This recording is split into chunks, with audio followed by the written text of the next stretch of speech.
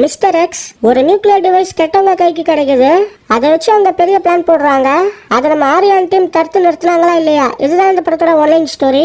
இந்த படத்தோட பெரிய பிளஸ் என்னன்னா 2.5 மணி நேரம் கிட்ட இந்த படம் ரன் ஆகும். பட் ஸ்டோரியில இருந்து எந்த ஒரு இடத்துலயுமே இங்க வெளியில போகல. எந்த ஒரு இடத்துலயும் போர் அடிக்காம என்கேஜிங்கா ஒரு படத்தை இங்க கொடுக்க ட்ரை பண்ணிருக்காங்க.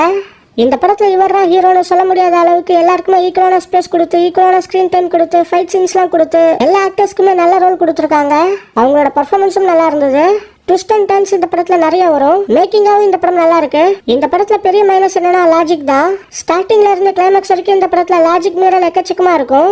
இந்த படம் பாக்குறப்ப நீங்களும் இதை ஃபீல் பண்ணுவீங்க. இந்த லாஜிக் மீறல்னால இந்த படம் சில இடங்கள்ல கனெக்ட் ஆகாத மாதிரியான ஒரு ஃபீல் எனக்கு வந்தது. ட்விஸ்டா வரது சில ஆடியன்ஸை சாட்டிஸ்ஃபை பண்ணலாம். பட் சில ஆடியன்ஸ்க்கு எத்தனை ட்விஸ்டடான ஃபீல் பண்ண வைக்கவும் வாய்ப்பு இருக்கு. செக்ஷுவல் கண்டென்ட் இந்த படத்துல சுத்தமா எதுவுமே கிடையாது.